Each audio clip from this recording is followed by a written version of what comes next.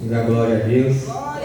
Louvado seja o nome do Senhor e Salvador Jesus Cristo. O tema que eu trago hoje é, repita comigo, previsão de futuro errado. Então, teve pessoas na Bíblia que fizeram uma previsão de futuro errada. Devido a uma tragédia que aconteceu na família, tal pessoa achou que o seu futuro estaria comprometido devido àquela desgraça, aquela tragédia que aconteceu. Vou só citar a leitura, o resumo já está feito. 1 Crônicas, capítulo 7, versículo 20 a 27. Eu já fiz o resumo, você não precisa ir lá. 1 Crônicas 7, de 20 a 27. Qual é a história que está narrada nesse texto bíblico? Sobre Efraim. Quem era Efraim? Filho de Jacó. Filho de José do Egito, que era neto de Jacó. Então Efraim foi um dos filhos de José do Egito. Então Efraim também teve filhos.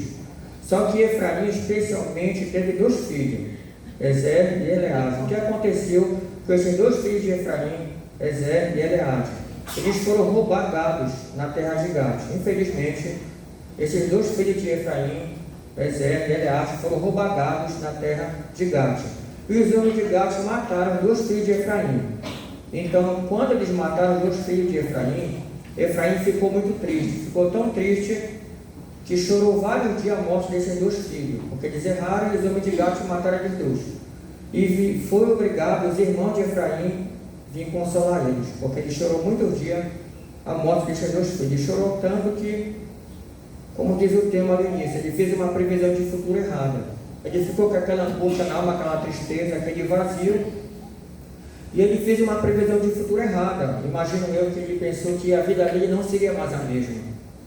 Não seria mais a mesma depois da morte dos filhos. E Efraim significa aquele que multiplica.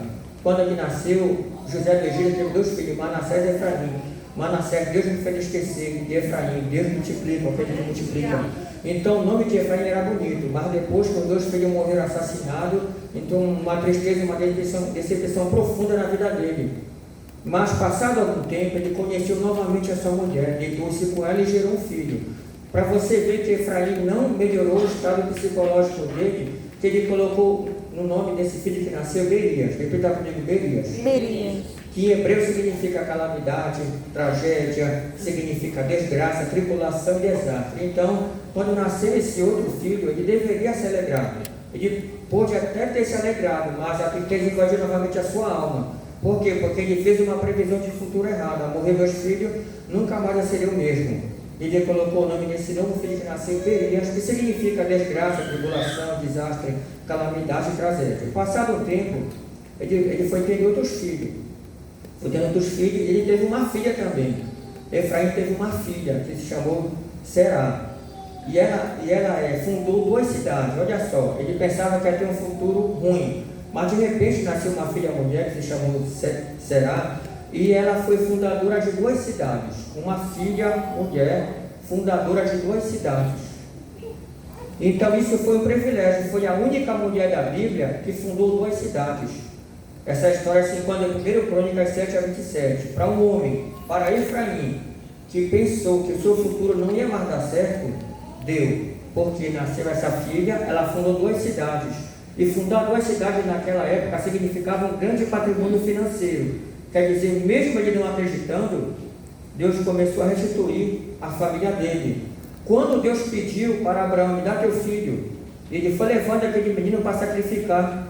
E o próprio filho dele, Isaac, perguntou, papai, cadê o cordeiro? Abraão abriu a boca e falou assim, Deus proverá para si o cordeiro. Quer dizer, na mente de Abraão, ele profetizou, Deus proverá para si o cordeiro. Por isso que ficou conhecido em Gênesis 22, 14, Deus proverá. Que é Jeová Jiré, significa Deus proverá, como proveu na vida de Efraim. E não parou por aí a história de Efraim.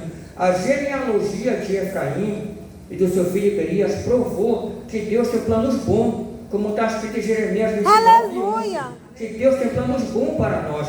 Mesmo o povo indo para o cativeiro da Babilônia, Jeremias profetizou que o futuro deles seria bom quando eles voltassem e obedecessem ao Senhor de todo o coração. Porque está escrito também em Jeremias 29, buscar-me e me achareis quando me buscareis de todo o coração. Quer dizer, mesmo o povo indo cativeiro para a Babilônia, Deus falou, lá na Babilônia vocês podem me achar quando me buscarem de todo o coração. E em seguida, Dessa genealogia de Efraim, de Berias, nasceu quem? Nada mais, nada menos que Num. Quem era Num? Pai de Josué, que gerou Josué. Quem foi Josué? Foi aquele que fez o povo entrar na terra prometida, obra começada por Moisés. Então, aqui Deus provou o contrário para Efraim. Ele estava pessimista, mas a genealogia dele, a filha que nasceu de Efraim, fundou 2 cidades, e seguindo a árvore genealógica, nasceu Josué de Num, que ajudou o povo a entrar na terra prometida. Então tem vezes, repita comigo, tem vezes que devido a uma tragédia, nós projetamos um futuro negativo. Repita comigo, mas não é bem assim. Jeremias 29:11, para fechar o raciocínio. Jeremias 29:11. Jeremias 29:11, para fechar o raciocínio. Glória a Deus. Jeremias 29:11. Porque eu bem sei os pensamentos que penso de vós, diz o Senhor, pensamentos de paz e não de mal, para vos dar o fim que esperais. Numa outra linguagem, para vos dar um futuro promissor. Amém? Amém. Amém? Amém. Na mente da mulher de Jó, acabou nossa vida. Morreu 10 filhos, tu está leproso, tu está derrotado, tu está desgraçado. Jó? Abandona Deus e morre. A projeção de futuro que ela fez, negativa. Mas Jó falou assim: tu falas como uma louca, Deus deu, Deus tomou. E lá no capítulo 40, Deus fala que Deus mudou o cativeiro de Jó, porque ele entendeu que o futuro a Deus pertence. Ele ficou aonde? Na torre da vigilância, e tudo deu certo. Bate palma para Jesus. Até que eu agradeço a minha oportunidade, em nome de Jesus.